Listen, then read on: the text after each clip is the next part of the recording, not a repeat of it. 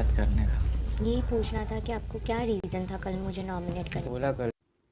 टीना को जब स्टैन ने नॉमिनेट किया तो इन दोनों की लड़ाई हुई और उसके बाद ही टीना ने एमसी स्टैन को बुलवा के कहा कि आप किस बात से मुझसे नाराज़ हैं, मगर एमसी स्टैन सुनने के मूड में ही नहीं थे। उसे कहा कि तुमने मेरे बारे में पर्सनल कहा, पर्सनल रीज़न में भी दे सकता था, मगर मुझे तुम्हारे इमेज का ख्याल था।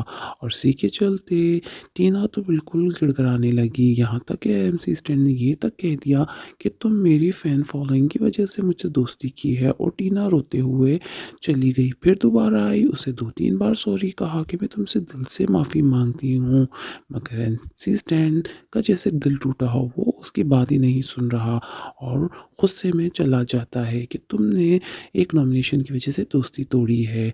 और शालीन वहाँ उसे मनाने आता है। टीना उसे बहुत बुरी तरीके से बात करके उसे वहाँ से निकाल देती है। और फिर क्या, एमसी स्टैन किचन में जाके निमृत को कहता है कि टीना ने इस तरह बात की है। और निमृत कहती है तुम नहीं जानती, जब वो नॉमिनेशन के बाद से ही ये कर रही है, हर किसी से लड़ रही है ताकि वो ज़्यादा नज़र आए। एमसी स्टैन ने कहा कि नहीं, इसकी एक वजह ये भी है, मैंने उसे सिर्फ मजाक में कहा था कि मैं तुम्हें अपने एक गाने में एक रोल दूंगा, और उसके बाद से ही इसने पलटी खाई और मेरे साथ झूठी दोस्ती का दावा कर रही है। देखने में तो ऐसा ही लग रहा है, क्योंकि टीना एमसी स्टैन के आगे बहुत ज़्यादा गिड़गिड़ा रही थी, रो रही थी, दोस्ती के वास्ते दे रही थी। और वैसे टीना को इस तरह का बिहेवियर किसी के साथ करते हुए नहीं देख